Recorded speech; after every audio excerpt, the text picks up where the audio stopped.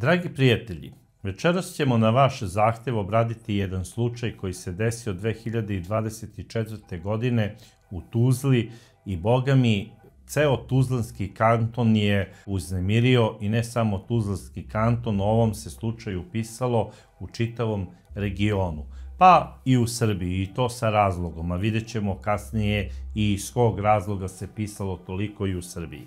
Uznemiren je region bio zato što je u jednom klasičnom femicidu stradala jedna prelepa i divna žena iz Tuzle. Pisalo se zato što je ova žena bila žena hrabrost, nije htela da se preda i da se preda svojoj bolesti. Pisalo se iz razloga što je ubijena na krajnje neobičan način, koji uopšte nije svojstven za ovo podneblje. Da se radilo recimo o Severnoj Americi ili možda o Japanu, pa da kažemo ajde to se tamo nekada i dešavalo, pa je možda to deo njihove tradicije. Kod nas, boga mi, nije. Vidjet ćemo zapravo o čemu se radi. 21. februara 2024. godine sin jedne divne dame, uznemiren iz razloga što ne može da dobije svoju majku na telefon, poziva policiju da ode do njene kuće koja se nalazi u jednom predgrađu Tuzle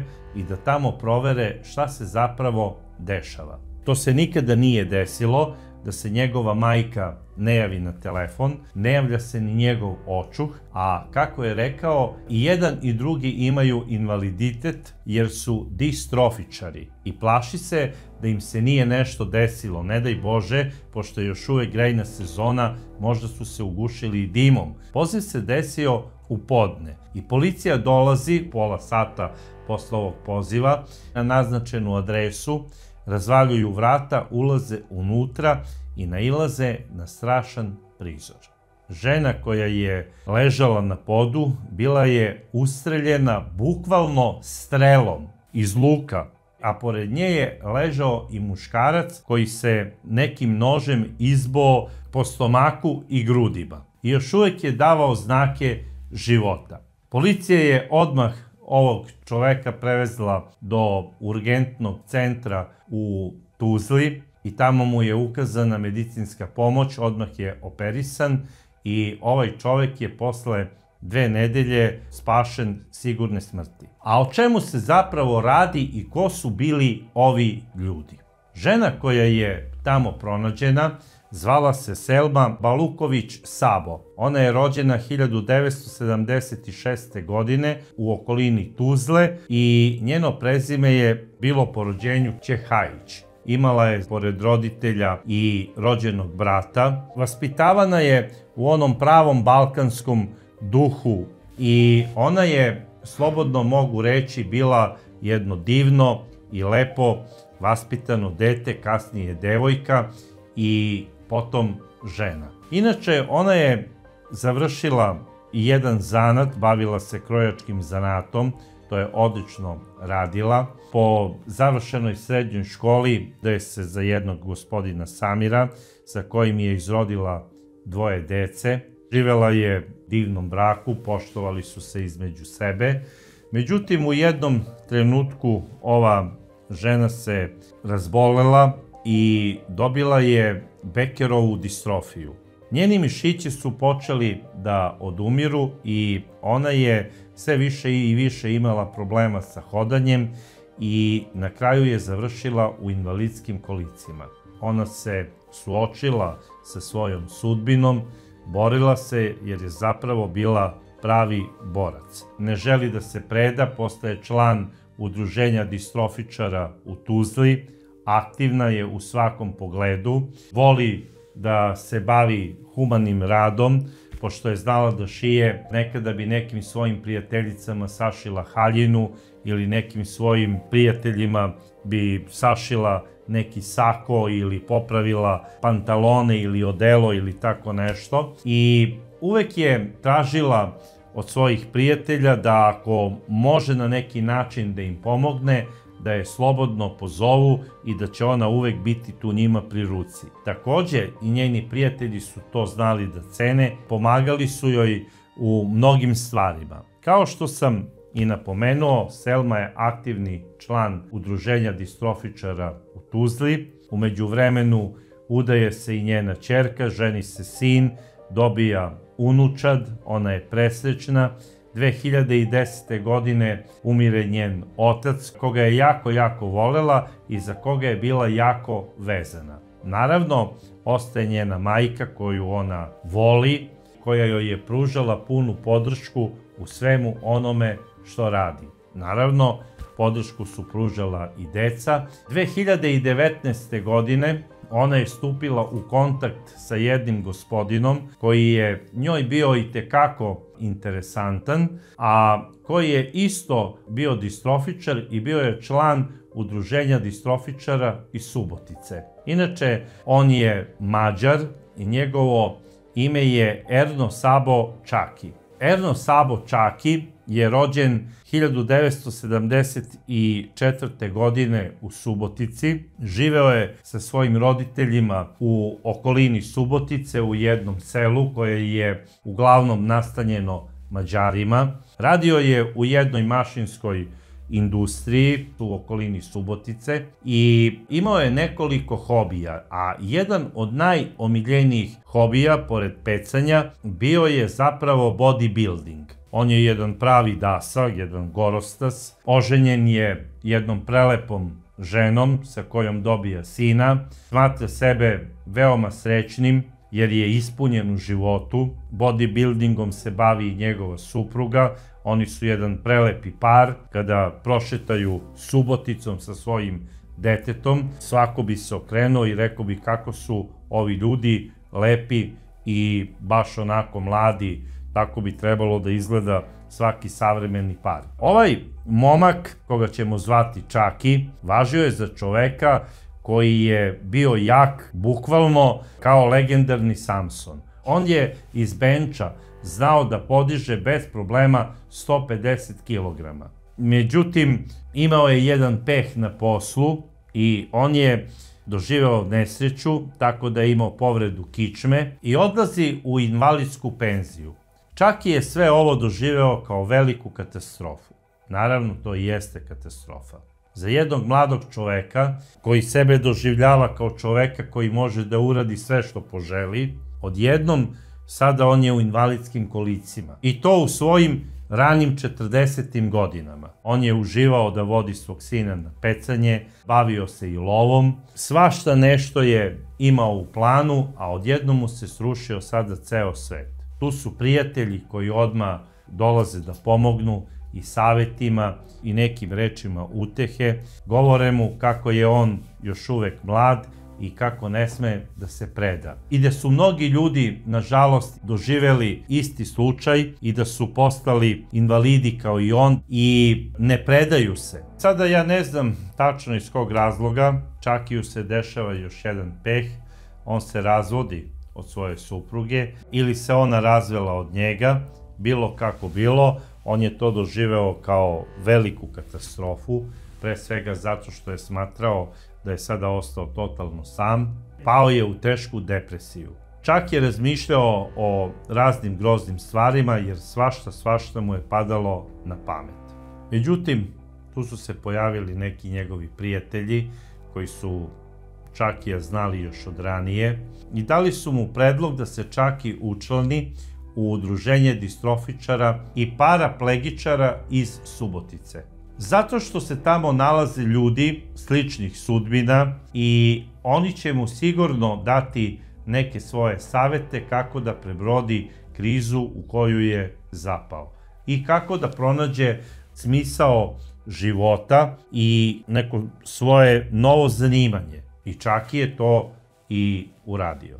On se učlanio u ovo udruženje u Subotici i na njegovo opšte iznenađenje, a i oduševljenje, tamo je upoznao divne ljude i oni su bili toliko puni pozitivne energije, bili su nasmejani, bili su zadovoljni svojim životima. I on je shvatio da to što je završio u invalidskim kolicima nije zapravo kraj njegovog života i da treba da se bori i da je borba najbitnija u svakoj priči. I pošto je on bio čovek koji je imao onako veliki takmičarski duh, on je odabrao malo onako ekstremnije sportove koje je ovo udruženje nudilo. On je počeo da se bavi parastreličarstvom. I to jako uspešno. Na opšte njegovo iznenađenje, u celoj Srbiji, malte ne da nema grada koje nije imalo klub za ovaj sport.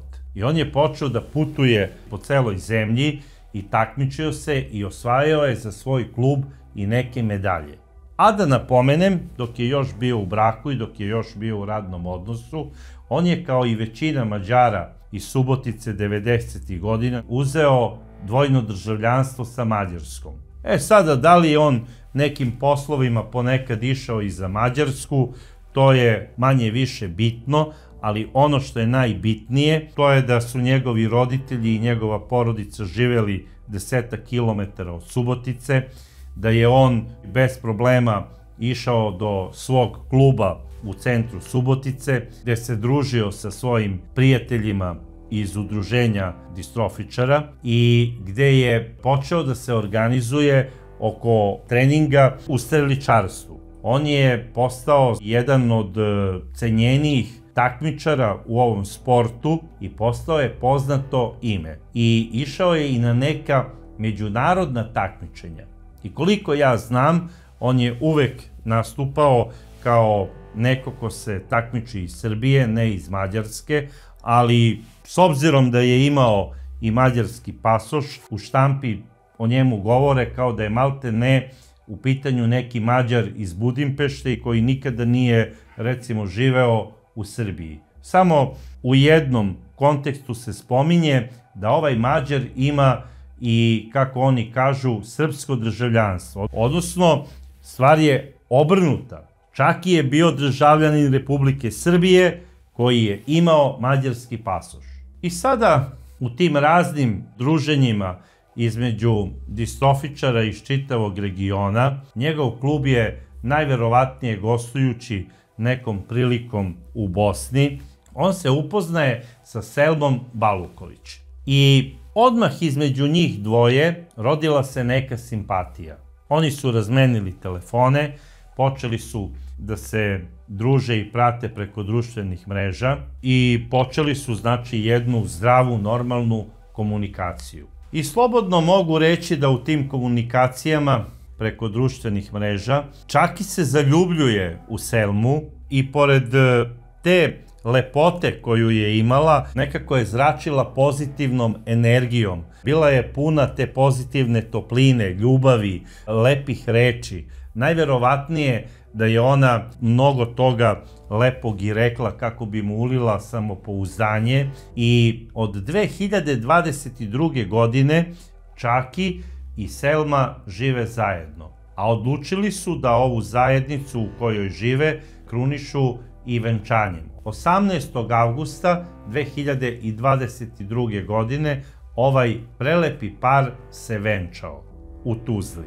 Bili su prisutni mnogi njihovi prijatelji, pre svega iz udruženja distrofičara iz Tuzle. Bili su prisutni i Selmini rođaci, pre svega deca. Što se tiče Čakija, bili su prisutni neki njegovi prijatelji iz Subotice, ali roditelji zbog starosti nisu mogli da dođu.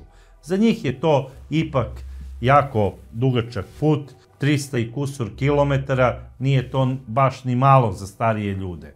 Oni su poslali pismo, jer su pre svega bili srećni. U tom pismu su im poželeli dug i srećan život. Rekli su: deco, mi vas u svemu podržavamo, srećni smo što ulazite u brak i bez obzira na sve teškoće ostanite zajedno.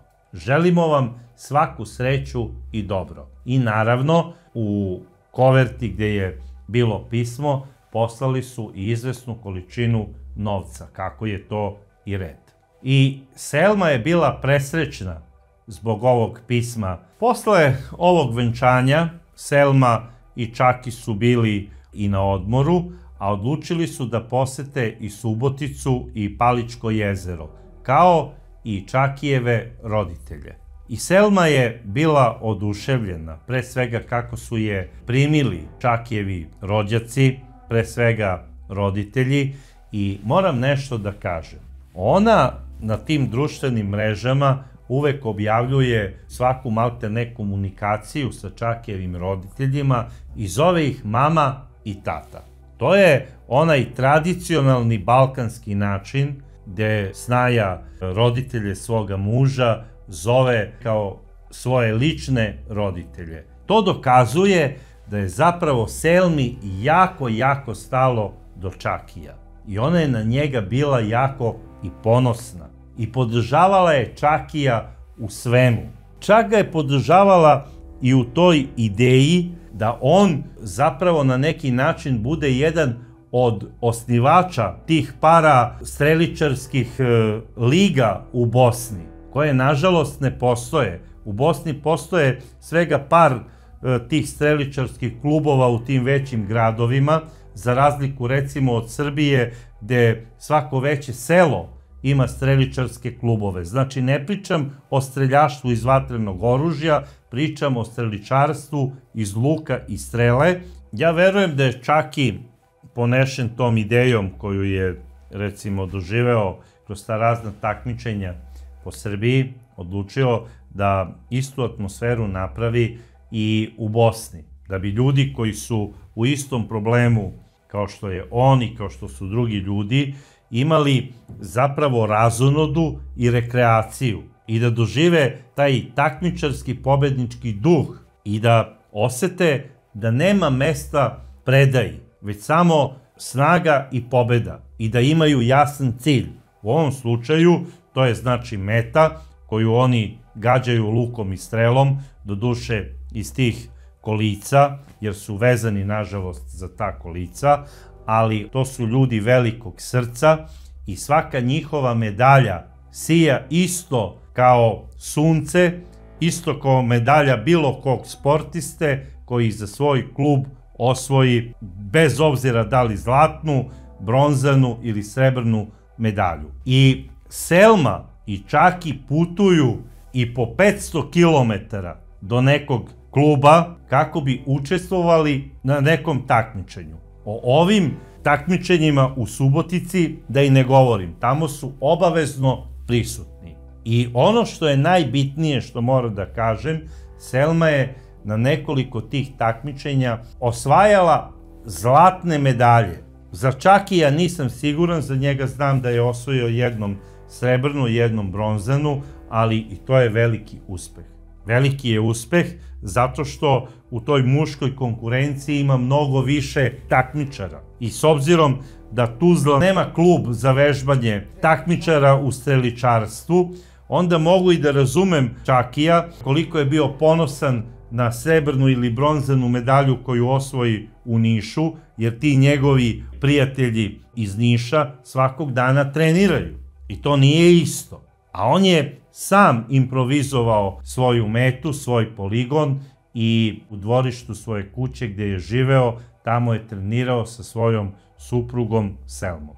Mnogi ljudi koji su ih znali bili su ponosni na ove njihove uspehe i podržavali su ih u svemu što rade. Govorili su, ovo dvoje mladih ljudi koji su doživeli nesreće svako na svoj način, ne znaju za predaju i treba da budu uzor svima kako se voli život i kako se bori za bolje sutra.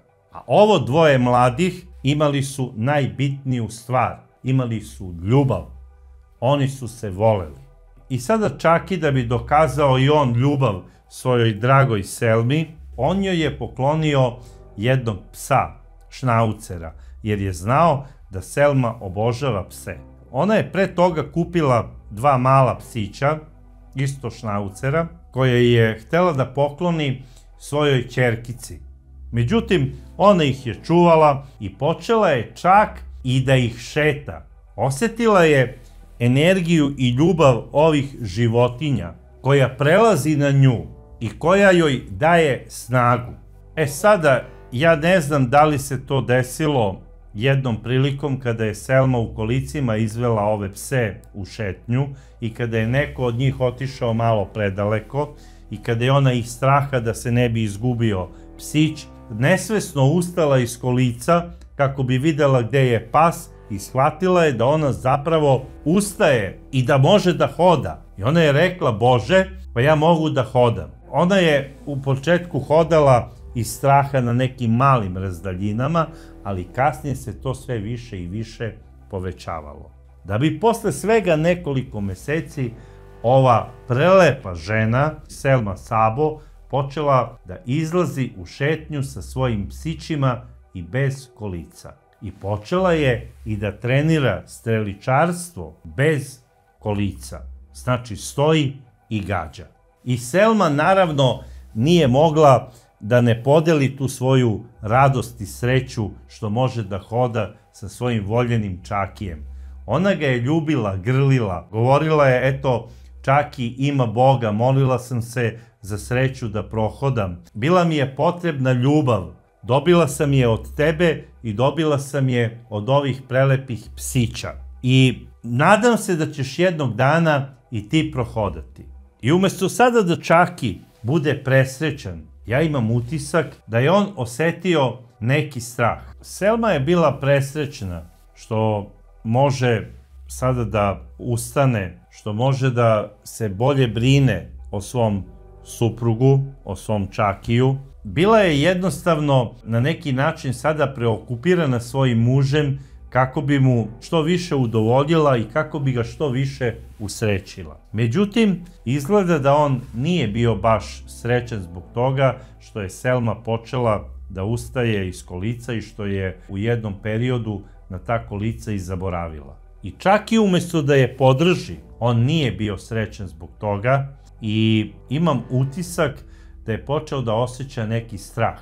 Zapravo, bojim se da je čak i počeo paranoično da veruje da će ga i ova žena ostaviti. Najverovatnije je negde u svom mozgu počeo da kombinuje neku kombinaciju. Evo, ona je prohodala nekim čudom. Sada će sigurno pronaći i nekog normalnog čoveka, jer on sebe ne doživljava normalnim, zato što ne može da hoda. I on sada nju vidi kao neku ženu koja izlazi u grad kako bi pronašla novog frajera, a uopšte ne razmišlja na pravi način i ne vidi koliko se ona lomi oko njega. Da ona, kad god spomene njegove roditelje, kaže mama i tata. Da njega zove dušo, šta ti treba? Da li je potrebno da te u dvorište izguram ja? I kada je to uradila, za njega je to bio haos. Sada on odjednom gubi volju i za tim streličarstvom. Sve mu se ruši. On je sebe doživljavao da je on taj koji je glavni u ovoj priči između Selme i njega, a sada odjednom on ima utisak da je ona ta alfa ženka koja brine o njemu. I bojim se da se u njegovoj glavi pojavio tamo neki lik koji je počeo da mu priča: Čaki, uskoro ćeš ti ostati sam. Tvoja gospođa koja je ustala iz ovih kolica ošetaće sa nekim gospodinom, držeći se ruku pod ruku sa istim. Zeznućete. I nastavio je Čaki da vežba gađanje, ali ko zna kako je on zamišljao tu metu. Jer moram da vam nešto kažem, razgovarao sam sa mnogim koji su trenirali po streljanama gađanje kako bi se obračunali sa nekim svojim protivnicima i nikada nisu pucali u kružnu metu. Pucali su uvek u grudnu metu, samo iz jednog razloga: kada pucaju u tu grudnu metu, tako mi je bilo lakše da zamišljaju lik čoveka koga planiraju da ubiju. I ja se bojim da je Čaki, dok je gađao iz tog svog luka metu, da je zamišljao zapravo lik svoje nekada voljene Selme i da ona odjednom za njega više nije voljena Selma, nego Selma koju treba eliminisati, u smislu ne kao neprijatelja, nego iz straha da ga ne izda, jer Čaki se plaši izdaje. Počinje da razmišlja onako, ako ne mogu ja da je imam, neće je imati niko. I to je tako guralo iz meseca u mesec. Prošla je i Nova godina, dogovorili su se da za Uskrs idu za Suboticu, kako bi tamo zajedno proslavili uskršnje praznike, kako bi obišli neke prijatelje, kako bi opet otišli do Palića i svašta nešto je lepo Selma predlagala. Međutim, Čaki je ko zna šta sve imao u svojoj glavi i prošao je taj januar, došao je i februar mesec. Zima ko zima sama po sebi daje i neku monotoniju, posebno tamo u Bosni oštre su zime, veliki snegovi. To je za jednog čoveka iz Ravnice još veće neko ludilo. I ko zna zašto je odlučio da negde po, kako je kasnije policija utvrdila, u vremenskom periodu, to je bila otprilike noć između 19. i 20. odluči da ubije svoju voljenu suprugu Selmu. Pod kakvim okolnostima se to ubistvo desilo? Da li su se oni nešto raspravljali? Da li je ona njemu nešto rekla? To sada mogu samo da pretpostavim, kao što pretpostavljaju sigurno i ljudi koji su radili uviđaj posle svega ovoga. Ono što je sigurno, a to nije pretpostavka, da je u jednom trenutku Čaki zgrabio svoj luk i strelu, da ju je odapeo iz sve snage i da je sa rastojanja od nekih 7 do 8 metara pogodio svoju voljenu Selmu pravo u srce. Žena je odmah na mestu bila mrtva, a posle toga je Čaki izvadio neku britvu i nekoliko puta se ubao u predelu grudi. Pokušao je najverovatnije i on da ustane iz onih kolica, odgurnuo se rukama, pao je u blizini Selme i kada se uverio da je ona mrtva, onda je pokušao da oduzme sebi život. Najverovatnije da usled velikog gubitka krvi Čaki se i onesvestio, da je jedan dan čitav prošao i tek sutra dan 21. februara u 12:30 časova policija je upala i pronašla je ovo dvoje ljudi u stanju koje sam opisao na početku emisije. Čaki je proveo 2 nedelje u kliničkom urgentnom centru grada Tuzle. Uspeli su da se izbore za njegov život. Kasnije, kada je ojačao i kada mu je istražni sudija i tužilaštvo, kada su mu uzeli izjavu, Čaki je rekao da je on Selmu ubio iz ljubomore, ali nije objasnio iz kakve ljubomore. Tako da se pravi motiv zapravo ovog ubistva i ne zna.